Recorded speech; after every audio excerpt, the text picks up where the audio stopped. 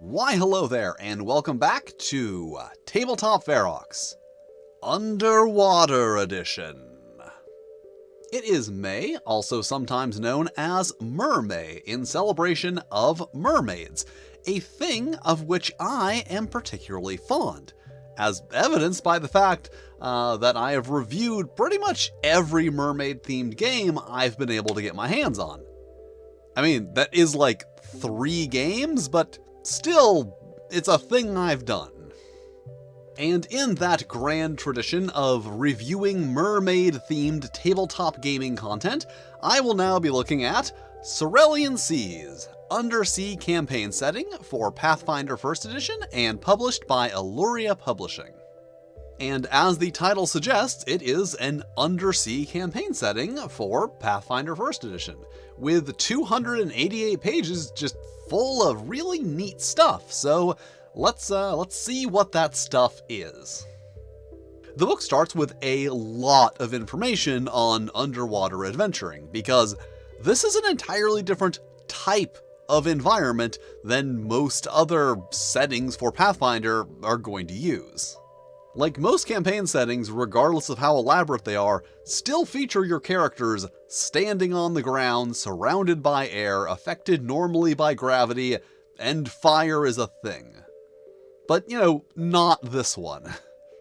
So they do provide mechanics and information on the variety of undersea environments you may encounter. The normal stuff you'd expect, like new terrain types and underwater hazards, but then also very underwater-specific things like rules for light penetration and pressure at various depths, as well as rules for drag and buoyancy, which of course requires an entirely new encumbrance system because your character can have items that make you more or less buoyant and can actually weigh you up. And then of course mechanics for running tactical combat underwater, because technically the base combat mechanics are 3-dimensional, like there are rules for flight and, attack modifiers for being higher or lower than your opponent, but it is a thing that doesn't really come up frequently enough in the base game to really devote that much time to 3-dimensional movement. But here, all characters have the freedom of fully 3-dimensional movement at all times, and that is a thing that needs to be addressed. And they do provide a number of possible solutions for keeping track of 3-dimensional movement, but one of them is especially cool. Basically what they have introduced is 3-dimensional movement tracking trees, which are a 4x4 base and platform on a central support, which allows you to, move the platform up and down to indicate your character's elevation. And then also you can move around the 4x4 area easily, and then if you need to move further than that, you can move the whole thing. It's like some kind of futuristic Star Trek D&D setup.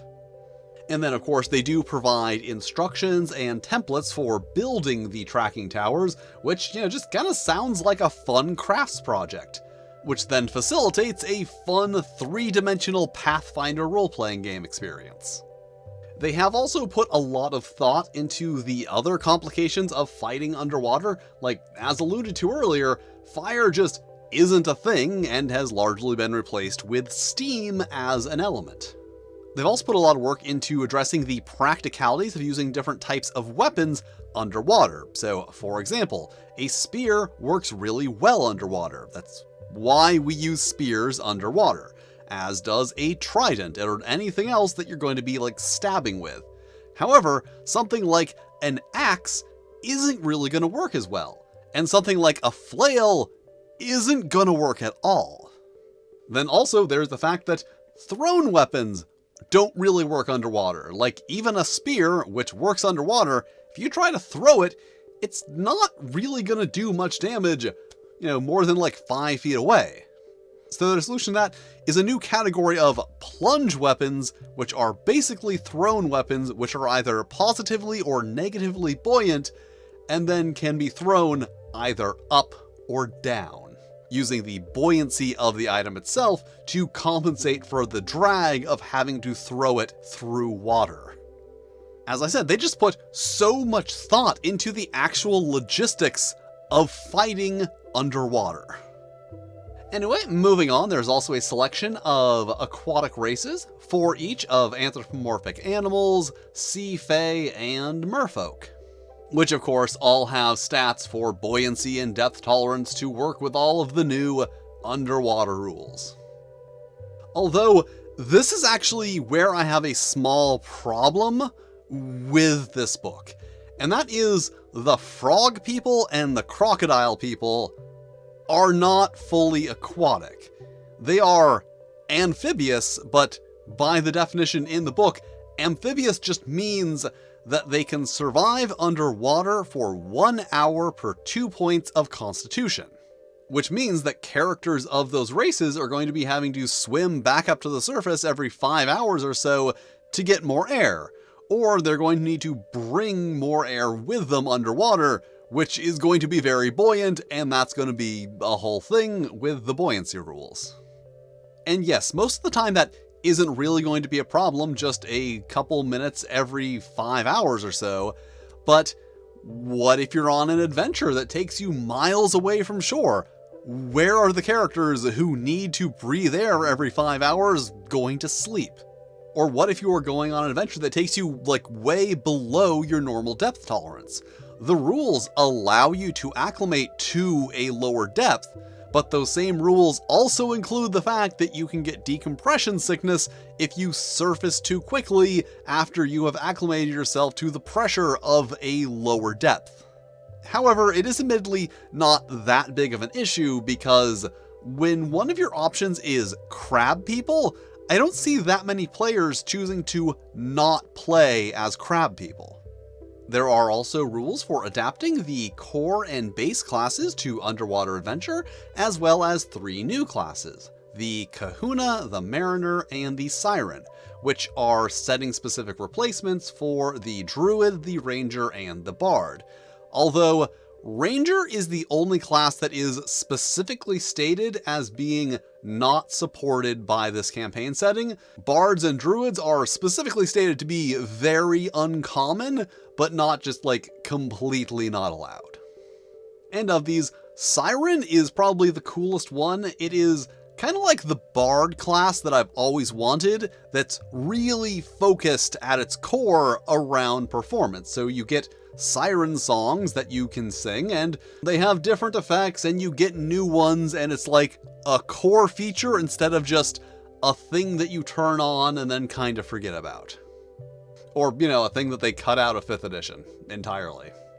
There are also 3 new prestige classes, the Beachcomber, Glimmerkeeper, and Sea Witch, as well as information for fitting the stock prestige classes into the setting. There's also a selection of new and modified feats and skills, underwater materials and equipment, including aforementioned aquatically appropriate weapons, and some fun new types of armor. I mean, who doesn't want clamshell armor? Over 100 new underwater spells, and a handful of magic items.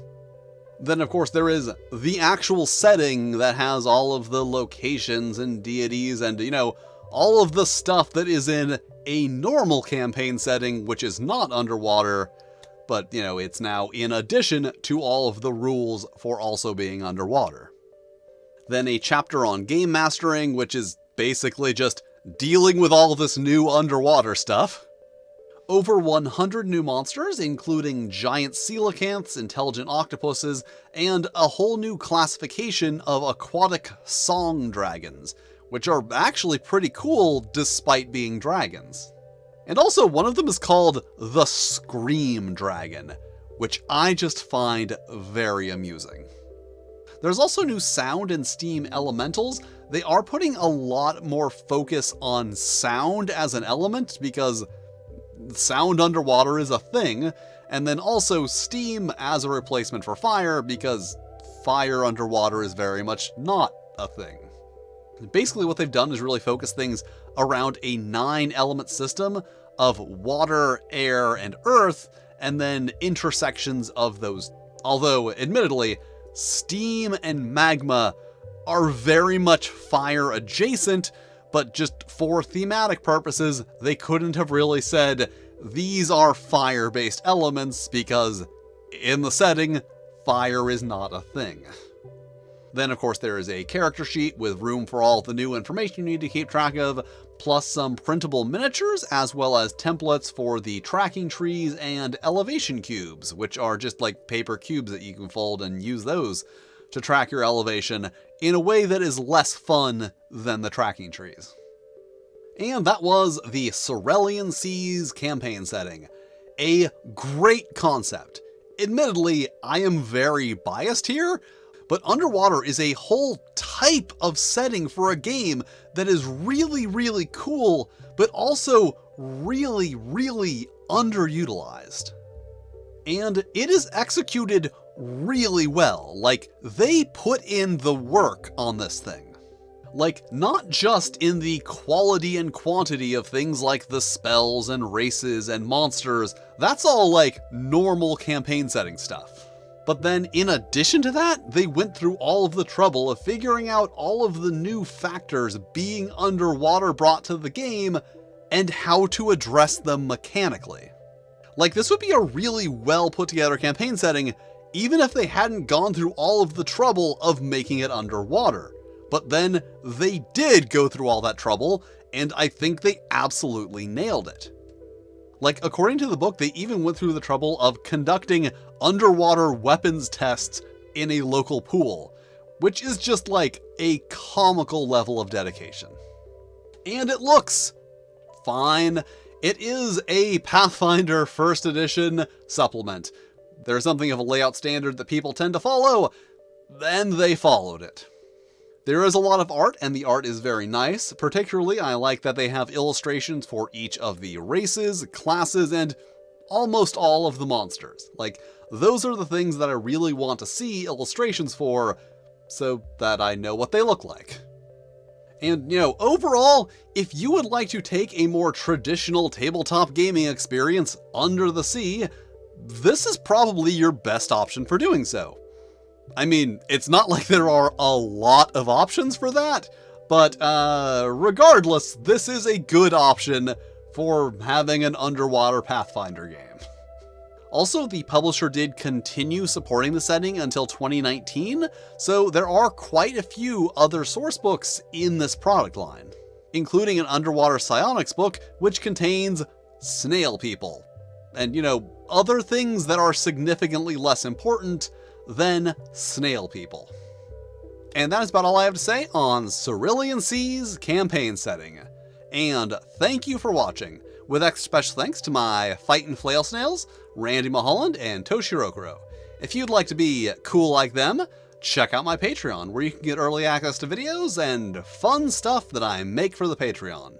But if you don't want to do that, that's cool too. You can still hit all the lovely buttons, like, subscribe, these other videos that either myself or the cold, heartless YouTube algorithm have lovingly selected for you, which I'm sure are lovely videos that you will also enjoy.